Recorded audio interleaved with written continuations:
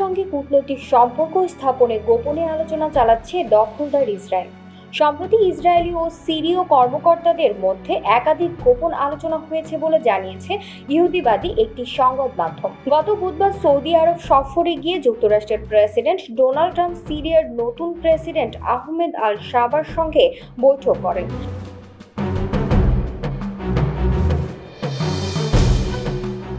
ওই সময় তিনি সারাকে ইসরায়েলের সঙ্গে সম্পর্ক স্থাপনের আহ্বান জানান।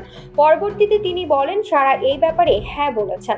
প্রতিবেদনে আরও বলা হয়েছে, দখলদার ইসরায়েল আর সিরিয়ার মধ্যে এইসব গোপন আলোচনা মধ্যস্থতা করেছে সংযুক্ত আরব আমিরাত।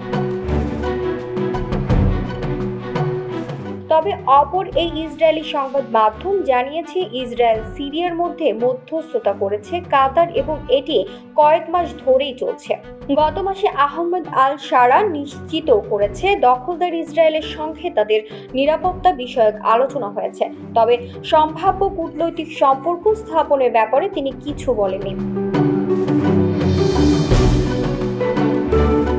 গণমাধ্যমটি আরও জানিয়েছে, সম্প্রতি এমন একটি বৈঠক হয়েছে আজারবাইজানে।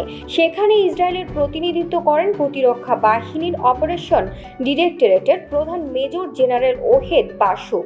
তিনি সিরিয়ার নতুন সরকারের প্রতিনিধিদের সঙ্গে বৈঠক করেন।